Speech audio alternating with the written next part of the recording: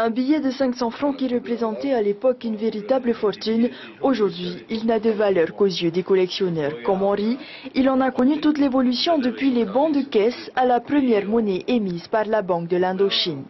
Ça rappelle un petit peu tous les billets qu'on pouvait avoir à l'époque de 50 centimes, de 1 franc, de 2 francs, de 5 francs, qui maintenant a été... Maintenant on arrive à trouver des billets de 10 000. À l'époque, quand on avait un billet de 500 francs, je pense que les gens qui avaient des billets comme ça n'étaient pas dans le besoin. Donc maintenant le billet de 500 francs, c'est des petits billets pour nous aujourd'hui, quoi. Et pour rappeler l'histoire, le service du patrimoine archivistique du musée la retrace entre ses murs et tout débute avec la mise en place du protectorat français au milieu du 19e siècle.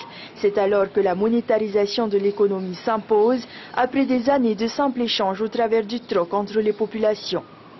Au travers de l'histoire de la monnaie, en fait, c'est l'histoire de la Polynésie qui se déroule complètement parce que la monnaie, en fait, a commencé à partir du moment où il y a eu les premiers contacts avec les Européens, puisque avant ces premiers contacts, il n'y avait pas de commerce dans tout ce qui est le triangle polynésien. Elle est intéressante parce que finalement, ce sont des dessous cachés dont on entend très rarement parler. Et c'est un peu dommage parce que Tahiti, ce sont les vainés, les fleurs, etc. Mais il y a toute une culture derrière. Le 20 janvier 2014, une nouvelle gamme monétaire a été mise en circulation afin de mettre en conformité les billets de banque avec les standards actuels de sécurité et de normes de fabrication fiduciaire, entraînant ainsi l'arrêt officiel et définitif de la gamme précédente, et ce depuis le 30 septembre 2014. Une gamme éditée à 8 millions de billets en circulation pour une valeur de 20 milliards de francs.